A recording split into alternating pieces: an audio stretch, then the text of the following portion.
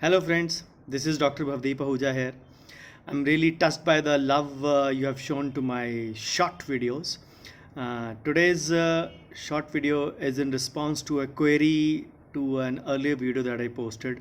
Should a dentist buy physical gold or digital gold? There was a query in response to that, so I chose to answer through this media. The query was how to buy or tell us something more about the gold coins by the government of India or anything related to the coins part.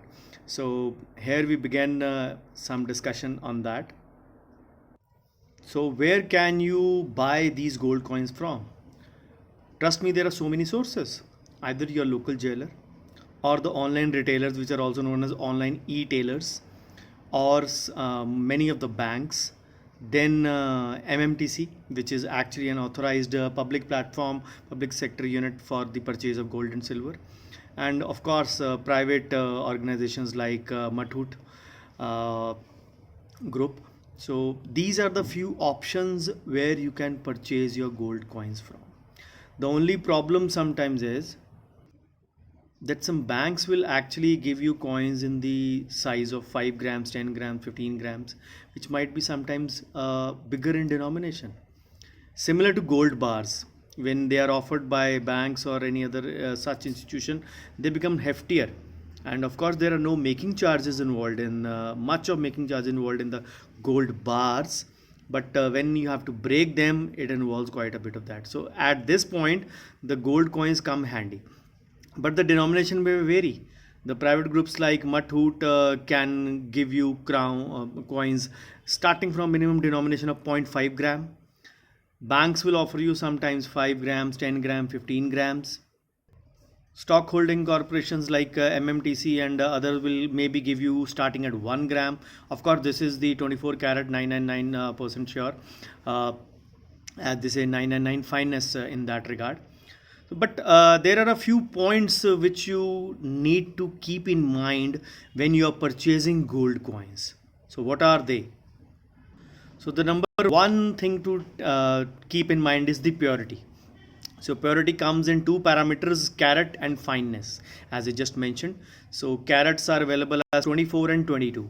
24 means 24 parts of gold are actually purely gold, and while when it comes to 22 carat, 22 parts of gold and 2 parts of impurities can be other metals like zinc or silver. And when it comes to fineness, it is actually the weight of the precious metal in proportion to its total weight, which includes alloy and impurities, and usually that is expressed in parts of 1000. So if the gold is very pure, its fineness would be 999.9 in that regard. We all know that it is sometimes impossible to buy 24 karat in jewelry, but surely you can buy 24 karat slash 999 in fineness in gold coins. So this is the first parameter you need to keep in mind. At this point, I would like to mention here, the World Gold Council places on its website that even a 24 karat gold can contain minute amounts of impurities which the manufacturer or the seller has been unable to remove. So there are chances that the 24 karat might also contain a little bit of impurities which might be negligible, not even in grams, maybe in nanograms, not even in milligrams, of course. So this is the first thing, the purity and fineness you need to take into account. The second point is hallmarking. We all go in for the hallmark symbol or the BIS, Bureau of Indian Standards. So this is the uh, amount, or this is the say gold standard in that sense, as we mentioned the word gold. So this is the gold standard which is actually a say parameter of its authenticity. So hallmarking includes four basic components. The number one is the BIS logo. Of course, then the purity in carat and fineness. It can be 18, 22, 24, whatever it's the specification. Then the logo of the assaying and the hallmarking center. And of course, the fourth one is the jeweler's slight identification to identify that yes, it has been sold by him only. Uh, Prior to 2017, there was actually a fifth mark also, which mentioned the year of marking as well. But now it has been discontinued, and only these four parameters are taken into account when the BIS or the hallmarking is done. So the third factor which we have to take into account when buying the gold coin is packaging. If it is in a tamper proof packaging, do not open it, because if you have taken the gold for reselling purpose or as an investment purpose, if you will tamper with the packaging, it will actually account to only that it is not pure. So a tamper proof packing is a hallmark of the credit worthiness, that it is the credibility that it is, yes, purely pure in nature. That is one of the reasons the packaging should not be tampered with. So the fourth factor you have to take into account is the denomination.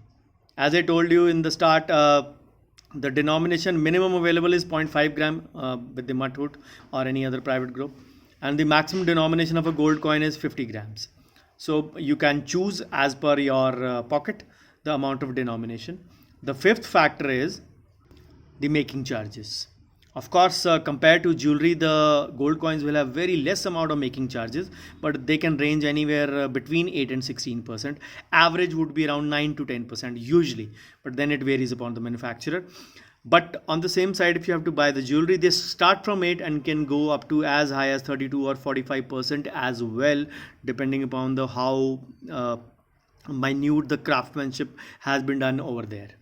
So this is the fifth factor. The sixth factor is your source. I told you all the sources: the banks, the online retailers, the private groups like Muthoot, the Stock Corporation of India, the MMTC. All these are authenticated sources. Make sure that you don't buy it from grey market or a black market, and where you can't verify the source. So a lot of say artificial things are available as well. Of course, it will not be that artificial, but you never can trust the source if it is of such parameter. Then the last factor is the ease of selling. Obviously, the best price would be given to you by the source that has actually sold you. Of course, if you buy from a local jeweler, a jeweler A will give you at a one price, and maybe if you go to jeweler B for reselling it, he will deduct some charges out of it. And whatever they charge, sometimes it goes all over head. We are not actually sure of why they are charging this amount and why the certain amount of expenditure has incurred over there. So these are the 7 factors you need to take into account while buying digital or the gold coins.